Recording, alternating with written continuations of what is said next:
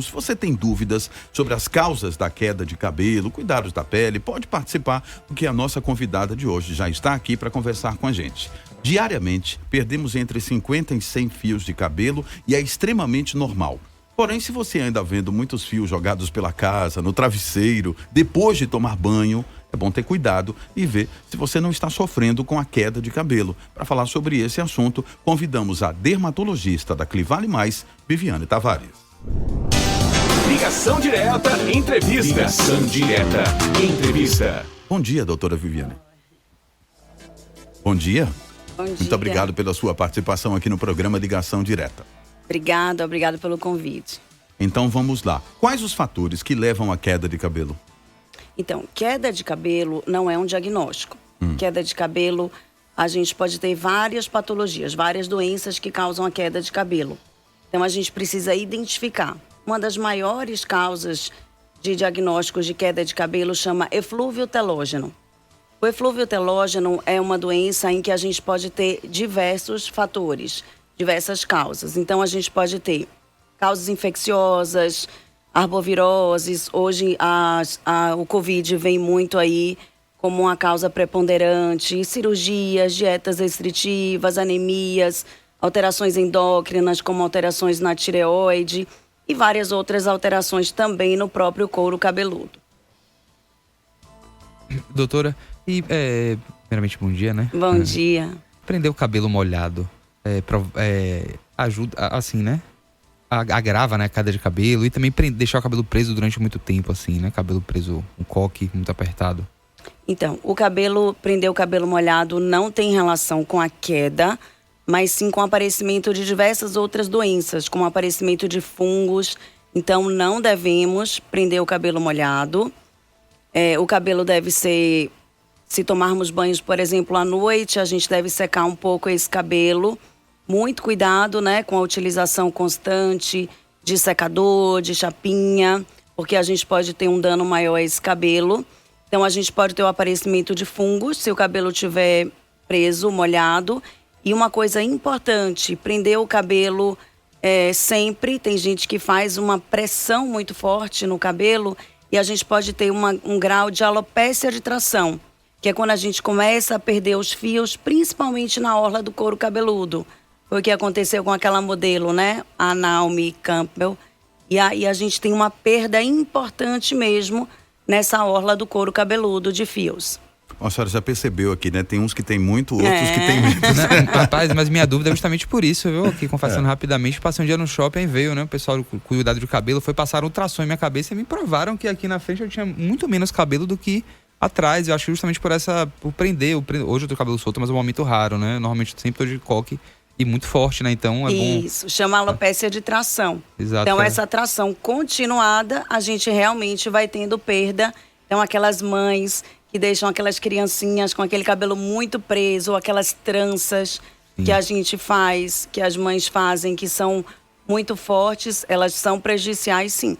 A Kátia Cruz do IAPI está aqui no WhatsApp, escreveu aqui: bom dia, gostaria de perguntar à doutora se a queda dos cabelos tem a ver com a Covid. Muito.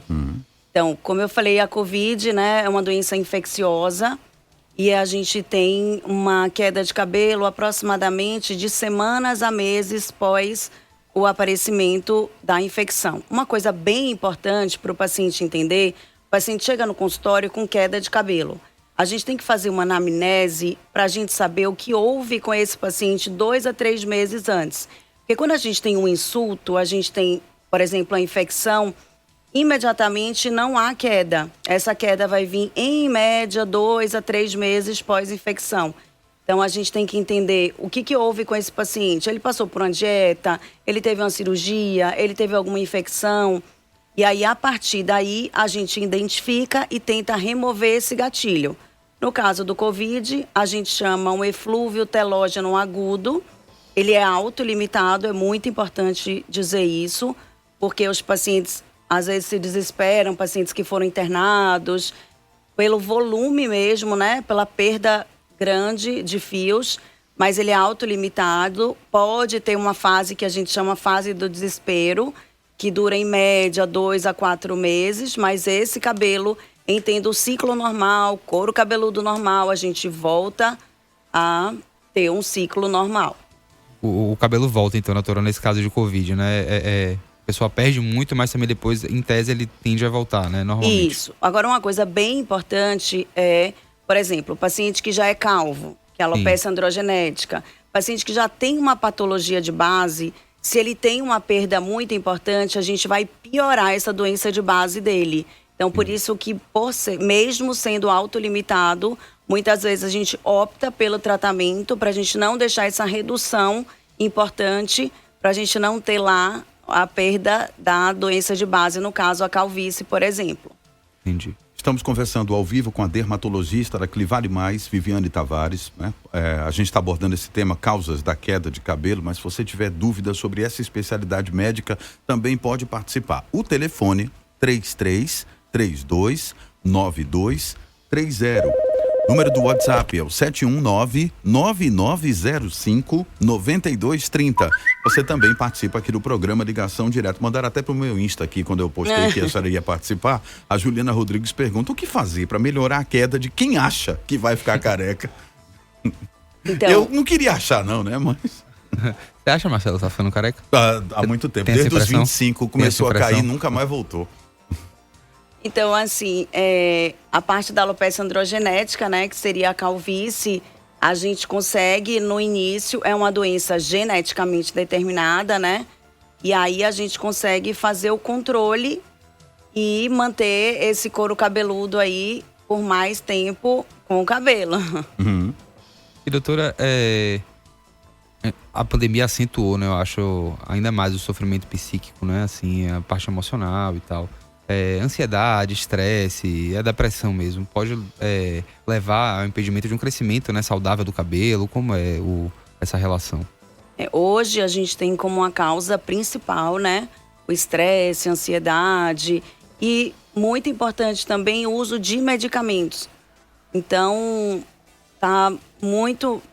é bem importante essa parte, é uma causa muito importante, a gente tem visto diariamente. E a gente tem que fazer uma anamnese bem feita para entender como é que a gente pode ajudar esse paciente. Quais são os medicamentos, assim, que normalmente interferem? Então, por exemplo, alguns antidepressivos interferem. Anticoagulante. Então, no Covid foi utilizado muito anticoagulante. Então, vários anticoagulantes, eles podem cursar com queda de cabelo. Medicamentos simples, como a vitamina A, que é uma vitamina, ela pode cursar com queda de cabelo. Então, existem inúmeros medicamentos. O paciente, às vezes, usa lítio por algum transtorno bipolar. Então, assim, vários medicamentos podem cursar com a queda. A gente tem que fazer uma anamnese bem minuciosa, individualizada mesmo, porque retirar a causa é muito importante. Doutora Alessandra de Águas Claras mandou aqui pelo WhatsApp. Bom dia, eu sou diabética, né? Tomo metformina de 850, insulina análogo e o Levoide. O meu cabelo está muito ralo, o crescimento está muito pouco. Será que tem algo a ver? Então, se ela toma o Levoide, ela tem uma alteração tiroidiana. A alteração tiroidiana tem, sim, uma relação estreita com o cabelo. E a gente pode ter um afinamento desse pelo, seja pela senilidade, então ela está ficando mais idosa, a gente já tem um afinamento, seja pela alteração tiroidiana e o próprio diabetes. Então, tem sim, e a gente tem como melhorar. Com medicações também, tópicas ou orais.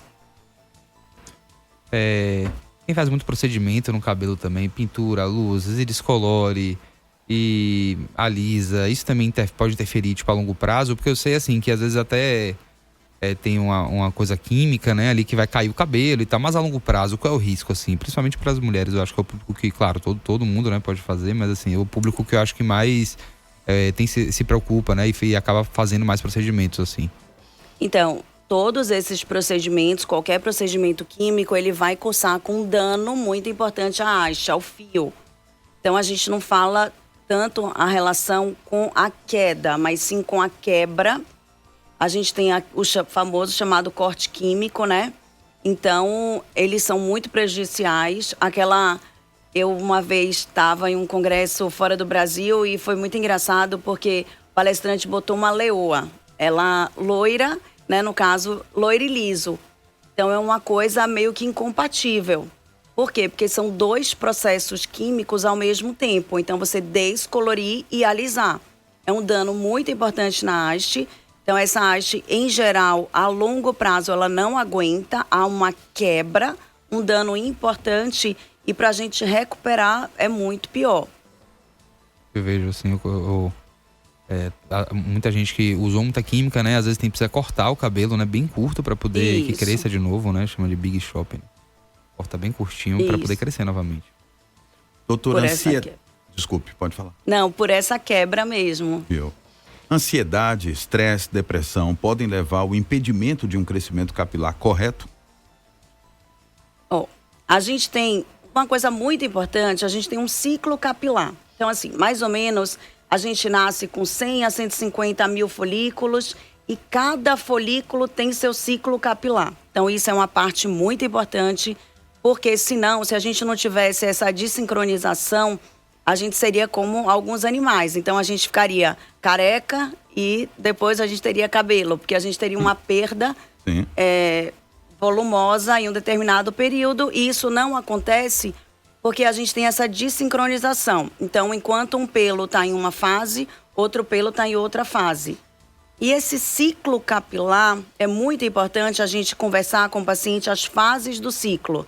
Então, a fase anágena é uma fase de crescimento. Essa fase é geneticamente determinada.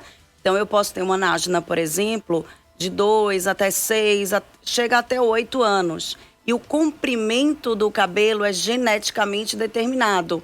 Então, às vezes, chega um paciente para mim e fala: nossa, doutora, meu cabelo chega aqui no ombro e já não cresce mais. Ah, sério? Isso é porque a gente tem uma genética, a gente tem uma anágena, mais ou menos, digamos, 4 anos. Então, realmente, a gente vai ter isso aí. Enquanto outras têm uma anágena de 8 anos. Nossa, então, a gente... Eu morri sem saber dessa. A gente tem esses comprimentos geneticamente determinados pela anágena. Tanto é que a fase anágena do homem, ela é menor do que a da mulher. Então, mesmo que o homem queira ter cabelos muito longos aí, é mais difícil ele ter um cabelo tão longo quanto o da mulher. Então, essa fase anágena, que é a fase de crescimento, mais ou menos uma fase catágena, que dura semanas, e a telógena, que é a fase de desprendimento. São 3 a 5 meses. A gente pode interferir, a gente não vai interferir. A velocidade de crescimento, ela é determinada. Então, em média, a gente tem 1 centímetro mês de crescimento. O que a gente pode ter é um encurtamento dessa anágena, que é essa fase de crescimento. Daí o pelo vai para a telógena, que é a fase de queda. Então, a gente aumenta esse ciclo de queda e aí a gente tem, sim, um aumento da queda, que é o eflúvio telógeno, que pode ser agudo ou crônico. Doutora Viviane Tavares, dermatologista da Clivare Mais, ao vivo aqui no programa Ligação Direta. Esse assunto, se você tem alguma dúvida sobre esse assunto, principalmente as causas da queda de cabelo, pode participar do programa, enviar pra gente, como Manuel de Paripe. Bom dia, Marcelo. Bom dia, equipe de jornalismo da Salvador FM. Aqui é Manuel Gregório de Paripe. Bom dia, doutora. Doutora, eu tenho um psoríase de pele, isso há muitos anos, na década de 80 para 82, por aí assim. E eu uso uma pomada até hoje chamada Diprosalin. Como eu já tenho um tratamento moderno, outro, eu sei que não fica bom, mas tem outro, até algum outro tratamento que eu possa fazer. Um abraço, Manuel Gregório de Paripe. Obrigado, Manuel. Valeu pela participação, doutora. Bom dia, Manuel. Então, a psoríase é uma doença, né, que a gente chama crônica. Essa pomada que você usa, Manuel, ela tem corticoide, que não pode ser usado a longo prazo. Então, ideal é você voltar lá para o seu dermatologista. A gente tem vários outros tratamentos. Então, a gente pode usar pomadas que simulam o corticoide, mas que não é o corticoide. O corticoide a longo prazo, ele vai atrofiar a sua pele, vai aumentar o número de vasinhos e pode ter uma absorção com alteração mesmo sistêmica.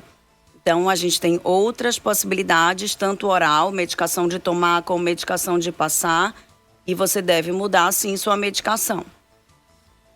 Doutora, a senhora já falou um pouco da dieta, da influência da dieta, né? Mas, assim, especificamente, é uma dieta mais gordurosa, é uma dieta mais calórica? O que é que é pior, né, para a saúde capilar, digamos? Então, uma coisa muito importante são meus pacientes, por exemplo, veganos, vegetarianos ou pós-bariátrica. Aí sim, a gente tem uma repercussão importante nesse ciclo capilar. Que aí a gente tem um déficit de vitamina B12, de zinco, de vários nutrientes importantes. Mas a questão, assim, de uma dieta gordurosa, não. É uma dieta realmente focada em nutrientes. É mais da falta, né, do que do excesso de alguma coisa, especificamente, ou, né? por exemplo, de uma absorção. Então, um paciente que tem uma alteração absortiva mesmo, do trato gastrointestinal. Então, a gente pode até ter uma ingestão adequada, mas a gente não tem essa absorção adequada. Então, a gente precisa ver isso também. Por isso que eu sempre falo com meus pacientes, a anamnese é bem importante, a gente tem um tempo com o paciente, a gente individualiza esse paciente, cada paciente vai ter um tratamento. Que a maioria chega na farmácia e quer comprar um nutracêutico, um polivitamínico, e acha que vai resolver. E não vai resolver se houver, por exemplo, uma alteração de base, uma alteração na tireoide, uma anemia ou uma síndrome má absortiva. Então, esse paciente precisa ser avaliado. E uma coisa também que é muito importante é a gente avaliar, que a gente chama tricoscopia. A gente faz uma análise do couro cabeludo do paciente. Então, não é só a parte sistêmica, mas também especificamente do couro cabeludo. Esse couro cabeludo tem uma vermelhidão, esse couro cabeludo tem uma descamação. Então, a gente precisa tratar também o processo inflamatório. Então, esse paciente, esse ouvinte, por exemplo, que falou que ele tem uma psoríase. Se houver acometimento de couro cabeludo, a gente tem uma queda muito importante. Então, às vezes, a paciente chega lá com tufos, que a placa da psoríase é uma placa vermelha, descamativa, e a gente pode ter a perda do tufo. Então, o paciente fica muito ansioso. Então, a gente tem que tratar também essas doenças inflamatórias do couro cabeludo. Bom, a gente continua aqui com a entrevista ao vivo e a Janete mandou uma mensagem de texto, mas rapidinho, só avisar nosso amigo José da Fazenda Couto. Zé, bom dia para você. Eu já vi sua mensagem aqui, mas se você quiser participar ao vivo, o telefone que você ligou é o do WhatsApp. Você pode ligar no 33329230. Fique à vontade, viu? Para poder participar aqui no programa Ligação Direta. Primeiro, trazer aqui. Minha tia teve depressão no início da pandemia, não fez teste, nem passou para ninguém. Mas ela acha que teve Covid. Depois o cabelo caiu só de um lado da cabeça. Não foi todo, mas caiu. Não é comum, né? Por exemplo, esse eflúvio ter essa coisa de regional. A gente tem realmente... Porque o que acontece? Se você tem um insulto, você vai ter uma perda dos fios telógenos e esses fios, como eu falei no início, são desincronizados, então são vários folículos ali que estão nessa fase e que vai ter essa queda. Aí a gente tem que avaliar de novo um processo inflamatório também nesse couro cabeludo, porque se tem um processo inflamatório mais preponderante de um lado, aí sim a gente pode ter uma queda maior desse lado. Doutora, passando agora para os cuidados da pele. Até viralizou, não sei se a senhora viu nos últimos dias, uma foto de uma pessoa já de certa idade, né, com o rosto assim bem liso, né, bem mais jovem, né, do que o pescoço. E aí a foto dizia, não sei se é verdade, né?